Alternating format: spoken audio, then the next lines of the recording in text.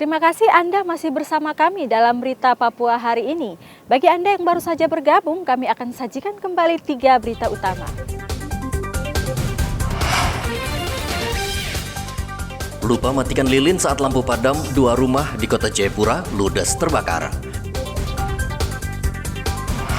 Polisi ringkus 3 pemuda spesialis perampok rumah di Merauke.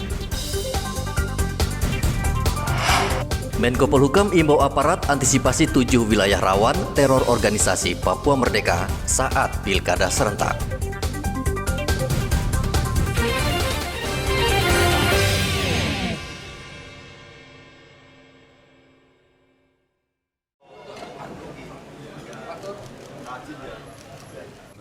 Menteri Koordinator Bidang Politik, Hukum dan Keamanan Hadi Cahyanto memberikan pengarahan bagi prajurit TNI Polri setanah Papua di Aula Tony Rompis, Kodam 17 Cendrawasih, Jayapura. Hadi meminta prajurit dan polisi menjaga soliditas dan sinergitas untuk mengamankan Pilkada 2024 agar berlangsung aman dan damai.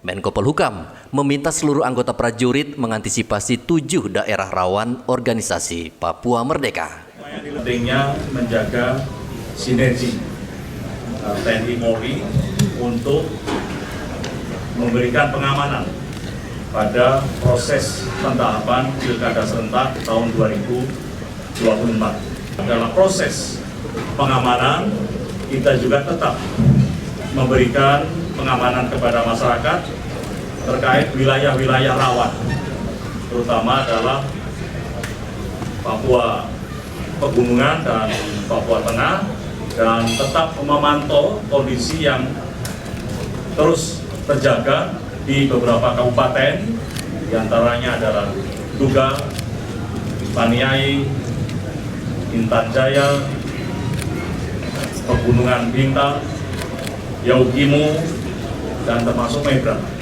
Menko Polhukam juga meminta aparat TNI dan Polri siap membantu mendistribusikan logistik dengan menggunakan alutsista yang ada.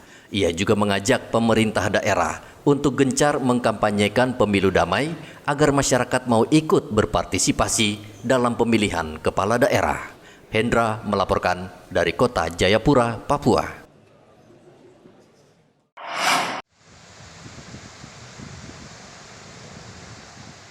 Nelayan Merauke yang bermukim di sekitar pantai Binaloka, Lampu Satu, dan di pesisir Payung sangat sulit mencari ikan.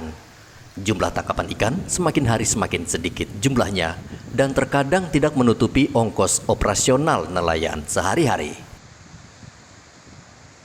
Hasan Lalo, salah seorang nelayan yang tinggal di pantai Binaloka mengaku sebelumnya hanya 1 jam berlayar, ia sudah bisa mendapatkan ikan yang banyak. Namun saat ini, Lalo dan nelayan yang lain bisa berjam-jam melaut, namun kadang pulang tanpa membawa ikan seekor pun. Ikan sekarang bagaimana di laut ini? Sudah sulit didapat, Pak ya? Iya, kalau di perairan Arapura ini ya. Sudah agak sulit ya? Sudah agak sulit. Kenapa bisa begitu, Pak? Ya karena kalau dulu kan masih semang-semang, belum masuk kapal-kapal lain. Sekarang kan banyak kapal dari Luar ya? Iya. Ada perusahaan ikan juga itu yang bikin? Iya, kayak Tenggiri ini. Sekarang orang Carinya agak jauh ya? carinya agak jauh, baru Sakurata juga jangan Tenggiri. Tapi perusahaan punya tidak apa-apa itu. Iya. Nah sekarang dulu itu kalau cari ikan itu biasanya kalau jarak dari pinggir pantai ini ke sana itu berapa jam biasanya kalau sudah ini? Waktu saat ikan masih banyak gitu? Iya biasa lari keluar 1 jam. 1 jam ya? Iya. Sekarang sudah harus jauh-jauh lagi ya? Jauh lagi. Berapa jam biasanya itu? 1 tangki. 1 tangki berarti berapa jam itu? Ya sekitar 3 jam? 5 jam. 5 jam baru dapat ya? Iya. Itu pun hasilnya bagaimana? Kurang juga? Itu pun kalau cuaca buruk di perjalanan terpaksa kita pertahankan toh dari perbekalan saja. Kalau banyak bang buat makan di laut. Berkurangnya ikan di perairan Merauke disebabkan banyaknya kapal penangkap ikan berukuran besar yang beroperasi di Laut Arafura. Mereka menangkap ikan dalam jumlah yang besar, sehingga populasi ikan semakin berkurang. Tidak jarang nelayan dengan kapal kecil harus berlayar hingga ke perbatasan laut Papua New Guinea agar bisa mendapatkan ikan. Namun resikonya juga tinggi karena nelayan bisa ditangkap pihak berwenang di Papua New Guinea karena melanggar perbatasan kedua negara. Muhammad Ridwan melaporkan dari Merauke, Papua Selatan.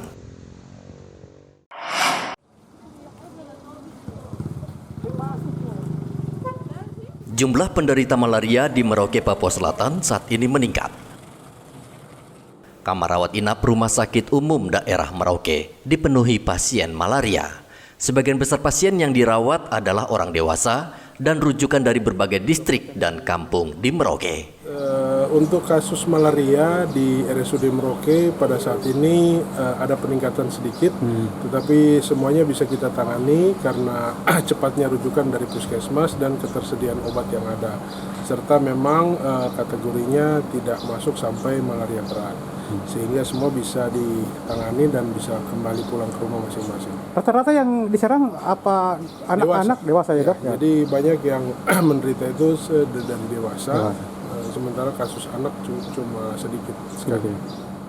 Sejauh ini, tim medis di Rumah Sakit Umum Merauke merawat pasien malaria dengan baik.